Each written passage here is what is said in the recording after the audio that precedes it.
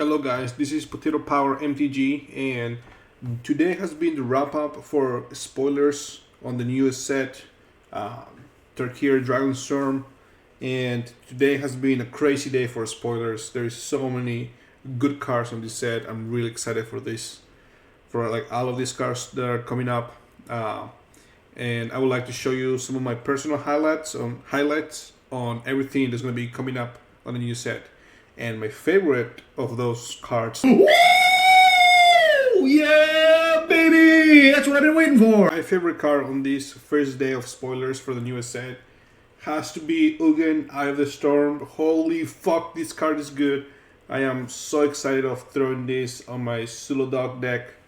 It will be extremely expensive, I have no doubt. But this card just I feel like it does everything that you want to do on a colorless deck, or any deck to be honest.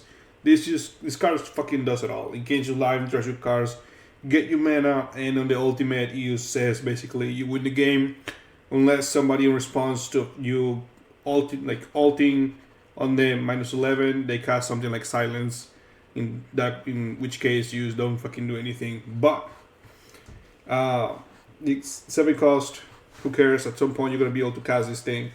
When you cast this spell, exile up to one target permanent that's one or more colors. One or more colors means you cannot exile a land with this. Lands are colorless, even if they have mana symbols and can produce colors. All lands are colorless. Just like to clarify some questions. Whenever you cast a colorless spell, exile up to one target permanent that's one or more colors. Holy crap, this is going to be good on a deck that this will belong to. Like in a commander, he cannot be your commander. He will be insanely broken, busted as a commander. But on a deck that is mostly a colorless deck, this card will slide right in and it will feel amazing on that deck. It comes with 7 loyalty, which is pretty high. It costs a lot, and 7 loyalty belongs with that cost of 7. Plus 2, gain 3 life and draw a card. It will start already just refilling your hand, keeping your life a little bit more healthier. So it's already again really good. The card could stop saying anything at that. Only from here on up, this card has already been it pays for itself on the utility that you can pull off with this thing. But then 0 at 3 colorless mana, it's just basically trying Dynamo at that point. And the ultimate, if you ever get to it, does not matter if you get to it or not. I feel like you're going to be able to win out of just this few top text. But if you get to your ultimate, then that does basically say you just win the game. The fact that you can search for search a library for any number of colorless non-land cards is just wild. And then you get to cast. You may cast those cards without paying your mana cost. Again, crazy. This is my favorite card by far. I can't wait to just shove it into my Solo Dog deck. I'm super excited. It will feel amazing on that deck. I do feel bad for Elspeth on this today. Not because she's bad, she's really good. It's just she's overshadowed, in my opinion at least, by how good Ugin is. Again, Elspeth is really, really good. Another token doubler, can create tokens. The 0 can just close games by itself by giving all of your creatures flying. Then the -3 is just nice to have removal there.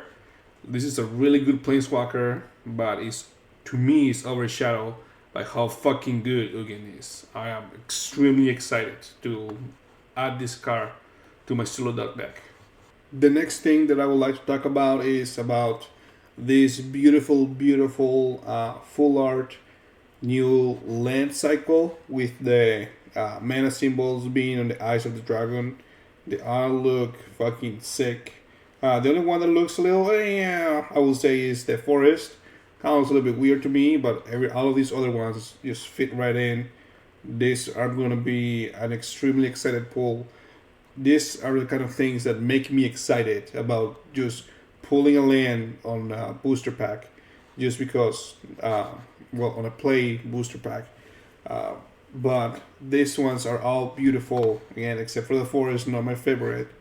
But if you want a dragon deck, you're gonna and you want this, I'm pretty sure they're gonna be quite expensive. They're all fucking amazing. I guess my favorite will have to be either the mountain or the plains. I feel like they look more like a pupil. This one looks like the dragon's crying. But again, this is such a cool art. I love these lands that have been revealed to be on this new set. All of these look so fucking cool. The next card I would like to talk about is Crater Hoof Behemoth.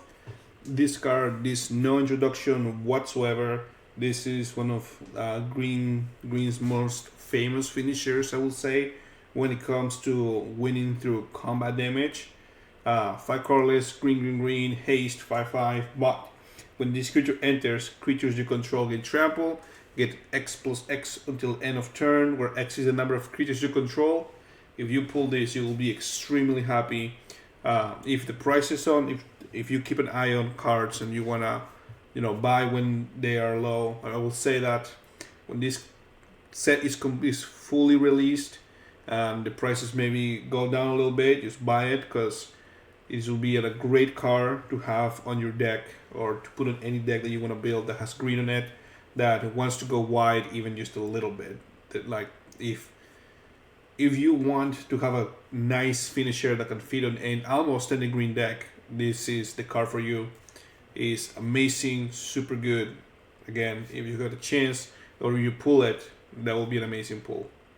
Next, I want to talk about my personal favorite dragon that's been spoiled today to be in the newest set. I'm not saying this is the best dragon in the set. I'm saying this is my personal favorite, and the fact that they go to attach a little bit of extra utility, a little bit of another spell on the dragon itself is a really good idea of making dragons that are a little bit expensive be more playable, since now they get more utility out of them. And this is my favorite one. It has claim territory, sorcery omen, search your library for up to 2 basic forest cards, reveal them, put one of them into the battlefield tap, another one in your hand, then shuffle. This is just nice additional ramp that you can use here on the green deck. So, and if you don't need it, you don't have to. You can use play the dragon. The difference between this and adventures that have been on previous sets, it looks like an adventure, but it's not. It's an omen. Is that once you resolve this tiny little text box on the card will shuffle itself into the deck. So you will not see it until you draw it again. But still, the fact that you can use cast as a spell, goes back into your deck, you can draw it later, still play the dragon, is just like a really, really good design idea. And I'm really excited to throw some of these cards on the dragon deck or just play it in a pre-release and see how well these things do. But this one is my favorite for today. A dragon that ramps you is just super good. Lastly, I would like to talk about my personal favorite, most interesting card to be the leader of a commander deck as their commander, and that will be Felothar the Steadfast. Thankfully, this already comes on one of the precons, so one of the available commanders. So this card will be like already has a home, but the things that you can do with it are fucking insane. Let's just read up real quick. Colorless, white, black, green. Each creature you control assigns combat damage equal to its toughness rather than its power. This is really this is really good as it is. A lot of creatures are toughness matters. Creatures you control can attack as though they didn't have defender. Again, really good. The thing that distinguishes this card from others, in my personal opinion, is 3 colorless. Tap, sacrifice another creature, draw cards equal to the sacrificed creature's toughness, then discard cards equals to its powers. This is gonna make you draw cards like there is no tomorrow. You will basically just draw your whole deck, and you might be on risk of losing the game because of how much you can draw out of some cards.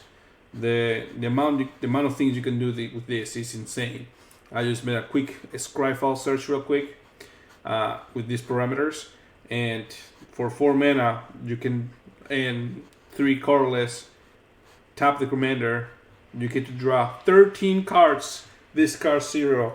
This is so it's so funny to me that you can even if you want to take into account all of the cost. So 4, 3, 7 mana, draw 13 cards on your. That's just ridiculous. Again, another card to that you can throw on a deck. 3 of Redemption, 3 colorless, green, 0/13. Again, you pay this cost, you pay that cost. You get to draw 13 cards, and you get to discard nothing. You get to keep the entire thing. You will be discounting down to hand size just because of how crazy your drawing engine will be, which is amazing. Wall of Shards, 1 white. Defender flying, cumulative upkeep. An opponent gains 1 life. Who gives a fuck? You're never gonna be doing you're never gonna reach the cumulative upkeep. You're gonna draw 8 cards and discard 1 card from this thing. Amazing. Coming the Allstone, he kind of sucks a little bit. That's fine. Looming Autostar again. Both of these cards suck on their stats and their cost, but the fact that you can draw 7 out of them and only discard 1 is what's gonna make these cards basically draw spells in your deck. Wall of Junk, a little bulk trash card, uncommon from Dominaria Remasters.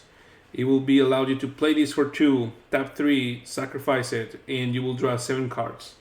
Use a full entire new hand for you on your commander. He will be able, she, I do not care, will be able to refill your crap extremely fast. And you just gotta look for your commander. White, black, green, game paper, power less than 2. That's just my personal opinion. CMC less than 5. And then search it up by toughness, and it will give you every card that will be great with your commander. If you want to get rid of the what the cost limit is, you can do that. If you want to make it bigger, you don't care about casting cards that are more expensive, less expensive. It does not matter. There is just so many cards throughout Magic's history that are just cheap, 0. Whatever the toughness that's really high, and you now get to use them as draw engines, draw engines. And the defenders, the fact that they're all the walls and their defender does not even matter, because your commander will just get rid of the defender restrictions, and defender just means that they can't attack. But again, there's just so much good stuff that you can be doing with this commander. And it's just crazy to me that there is such a powerful draw engine on a commander on colors that can honestly support spending mana to draw some cards. You're on green, you're gonna be able to ramp into a really good amount of mana available to you. You're on white and black. You can chuck some cards into your graveyard and put them back into the field, and then sacrifice them again to draw you some cards. And this is just crazy. I am excited about the kind of decks people are going to be building with this, and I'm going to hate playing against it, because I know that as soon as they get their commander out, and any creature that has a moderate amount of toughness and a shitty amount of power, they're going to be able to at any point just start drawing their whole deck. It's going to be wild. I'm really excited about this commander. This is definitely my call for the commander deck that I might be buying of this set. Honestly, it's just looks like so much fun to build. That will be all from me for today. Thank you very much for watching. Leave a like, subscribe, leave me a comment.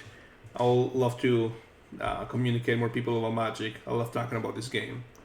But yeah, that's just all of my impressions from the first day of spoilers. Thank you very much for watching this video. I hope that you found it entertaining, and I hope that you have a nice day.